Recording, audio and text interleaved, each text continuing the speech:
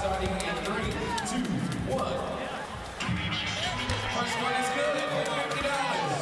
In Conoco. High quality gas. This is for another 50. A little bit less on it, Cisco. A little softer. There we go. This is for another 50. He goes with the jump shot. He's in rhythm. This is for $200.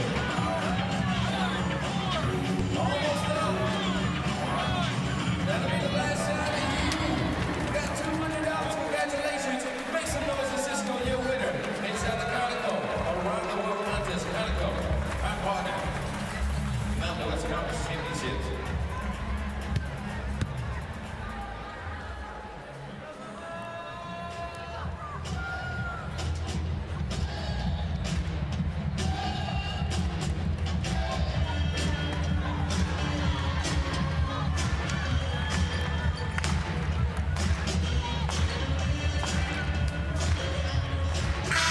Thanks to a whole bunch of paint points, the Lobos lead Boise State 22-15 in semifinal action of the Mountain West Women's Championship. Hey, coming up on Ram Trucks Halftime Live, Marius, Abby, Mike, they're standing by in our Denver studios with the tournament update.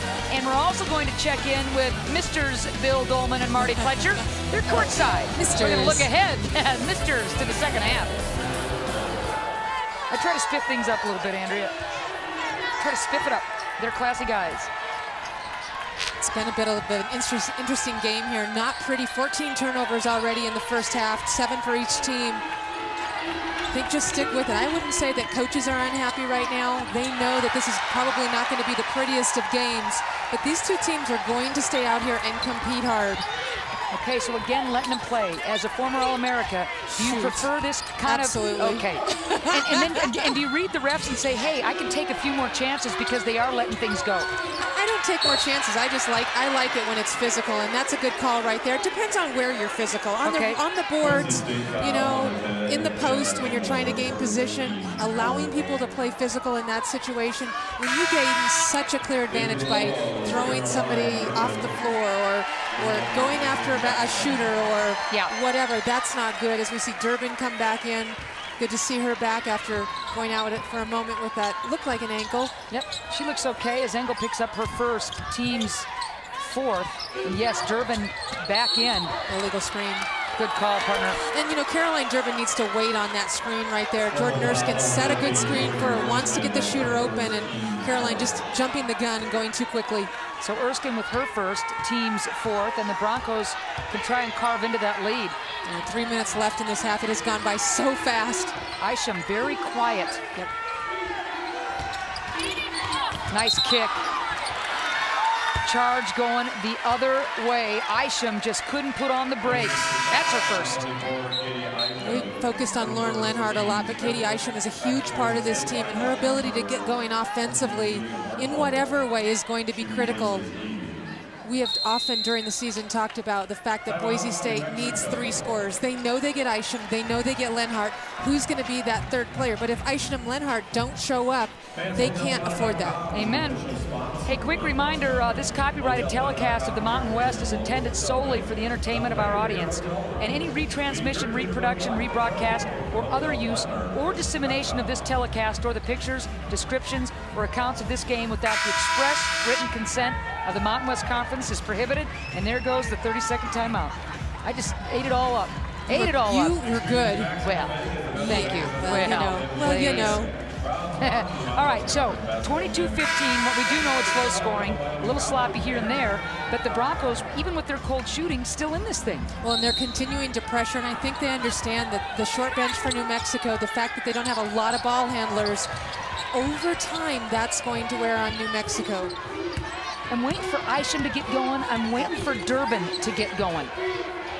Usually we're calling their names an awful lot in a ball game like this. Good shot by Brady. Yes. How about that? Long cross-court pass right there. Very, very risky. And just overpassing for Caroline Durbin right there. She had a jump shot, about an 8-foot jump shot. Tried to get it inside. Yeah, Torrance wasn't waiting or wasn't ready for that. Porche had turned her back in a way to the pass so she could get the offensive rebound and bounce right off her. And again, we'll see if the Broncos can take advantage of another chance of carving into a deficit. They're going to call an offensive foul right there. And that was interesting to watch develop because I don't know if it was necessarily going to be an offensive foul. Lenhart pushes off on that play. A terrific set play, little diagonal up screen. And now Lenhart's going to have to go sit. Yep, she's got 2 fouls, does Lauren. Yeah, just watch right here. There's going to be an up screen. Lauren Taylor doing a good job of, that's a scouting report. Yeah. Knowing the scouting report, knowing what's going to happen, and stepping in the way of the player that wants to get to a certain spot. Nelson tried to split the difference there between Marshall and Isham. Instead, ball tied up. So Boise State will take possession as Nelson sits down. Jackson back in. Boy, if the Broncos could take advantage of any of these opportunities as the turnovers just mount, we'd be in a much closer scenario. Let's see if they can get a shot off. Hanging. Rim didn't want it. There's Lauren Taylor around the ball. Can Erskine finish? Isham will pick up her second foul. And how about that for pushing the ball down the floor? You know, we talked about Lauren Taylor being a little bit fragile out there offensively, but she's probably the smartest player on this team. Enrolled in med school, gets it down the floor to Erskine, who's been working incredibly hard out there on the floor, on the offensive boards, getting up and down the floor. Erskine, a 45% free throw shooter. The 6'11" junior out of Saginaw, Michigan, makes good on the first one, so you know what that means on the second one, Andrea. Do the math with me. You know what that means on this one. Yes. Oh, way to go, kid. Make me look bad. Love it. A little bit of full court press also for New Mexico. They like to throw this at players, and they have success with it. They get the ball. It's another turnover for Boise State. Look at those Lobos. You wouldn't guess that this is a team that went 3-11 during conference play. And if you see the fans up there all in red cheering for their team, this is what Yvonne Sanchez gets when she plays in the pit as well. Tremendous support and understanding of how difficult this year has been with the players that didn't return, with the players that have been injured, with the team that's out here who is completely banged up with so many issues. Torrance will go to the line. Flashing to the cup, Taylor found her, and New Mexico has a chance to now add to the lead and make it the biggest of the game. Again, look at the eyes of Taylor. She's coming off of that screen, has her head up, it knows where everybody is and is able to survey and find the open player. Torrance with 10 points, 6 boards so far, about the only thing she's missed all day as Lee picks up her first foul. Team's 8. Torrance missing both. A good free throw shooter. That's a bit of a surprise.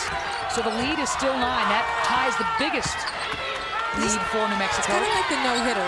You're not supposed to talk about it, right? With free throws? No, teammates aren't supposed to talk about it. I can talk about it. Teammates aren't supposed to talk about it. Not sure I like that shot selection, and here comes New Mexico. I think the problem with that shot selection for Pilcher is that prior to Wednesday, as we see a great three-point shot by Caroline Durbin. Uh-oh. Yeah. Well, Durbin, a 50% three-point shooter, and what I was about to say is Pilcher was 5 for 26 before Wednesday's game, so not a great three-point shooter. Great answer by Brady. Able to get Torrance in the air. She looks really good today. I like her aggressiveness, terrific size, ability to put it on the floor. Just needs some help from Isham out there and Lenhart when she can get back in the game. Durbin, watch how she gets her feet set. Feet set before she even starts to go up with the basketball right there. So many young shooters, what they want to do is start up on their shot before that second foot is down. That is such a big key to being a consistent shooter. Had a couple of triples against UNLV. She's got some 51, 52 trays on the year, and now Lauren Taylor, an 87% free throw shooter, toes the line and gets the first one down as Naiji checks back in. You know, I love what you brought up about Lauren Taylor.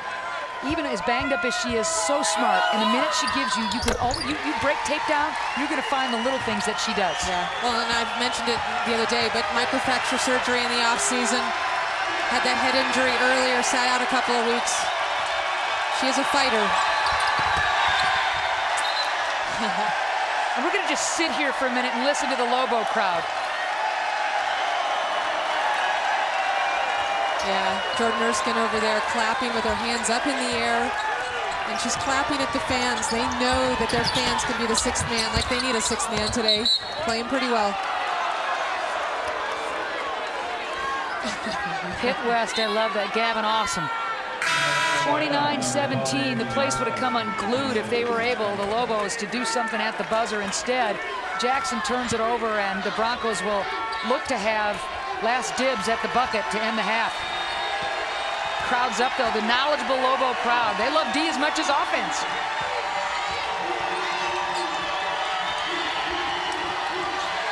Five for Lee to do something.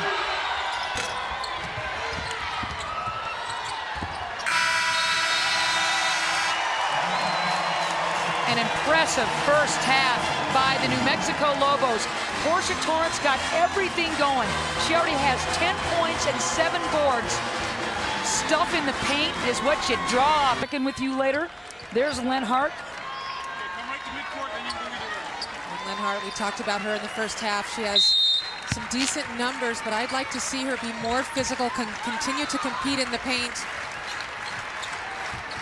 We see the crowd already on its feet. They'll be on their feet for most of this game, and then again tonight as they see their men's team play at 8:30. As knowledgeable a basketball crowd as you will see in the country. Nelson's had 7 turnovers just herself. I'm not trying to pick on her, but not the kind of game that she had in mind after a terrific quarterfinal contest. Yeah, just really being pestered out there by Pilcher and company. Boy, wouldn't it be great for the Broncos if Lenhart or Isham, their big scores, could get something going. And there's the breakout. Erskine was looking for it, but I think wisely Nelson just didn't have an angle to go up top. And New Mexico played terrific defense on that little set play for the Broncos. They were trying to get Lauren Lenhart involved quickly. Oops. He's right. Wow. That's a horse collar. They don't like it in the NFL, and they don't like it in hoops. Yeah, Jordan Erskine, strong girl, getting down the floor, and just, Isham was in the way. I guess that's a good way to put it. As Erskine picks up her second foul. But Boise State needs a score to get their bench in it, their fans in it, the starters in it. Lenhart. Yeah, looking to Lenhart early. Durbin didn't like it. I liked the call, frankly. I thought that was a good call. There was contact there as Lenhart aggressively went up against the double. One of the things that happens, I think, at halftime is the coaches aren't the only ones that talk, and the officials go in the locker room and probably talk about what's going on, and they have an opportunity to say, hey, it's getting physical out there. We don't want it to get worse. Let's make sure we keep this under control early. And that contact right there looked not much different than contact that happened early in the game that wasn't called. Lenhart now with 9 points. She's perfect from the free throw line. 5 for 5, make it 6 for 6, and she's in double figures. This full court press again. Pressure on the basketball. New Mexico generally breaks pressure really well. From the time of Don Flanagan, he worked a lot on press breaking, using passing. Eating up a lot of that shot clock. There's no 10-second clock to get it over to the midcourt line, but now only 12 for the Lobos to get something going. When you've played good defense again for 15 seconds, you need to finish off plays. Now there's a lot of contact, and we're going to wave off that bucket by Torrance. She will be whistled for her second foul on the charge. Yvonne Sanchez, that quote that she gave you at halftime. Yeah, execute breaks better and continue to box out. And you have to think that she talked about turnovers as well. 11 New Mexico turnovers in the first half, a couple here already in this game. Remember, an offensive foul is also a turnover. You give the ball to the other team. Isham still scoreless in this game. Look at Taylor hustling right on the keister. Yeah, absolutely. Again, Lauren Taylor works her keister off out there. She gimps over to the sideline to take the ball out of bounds. Just always around.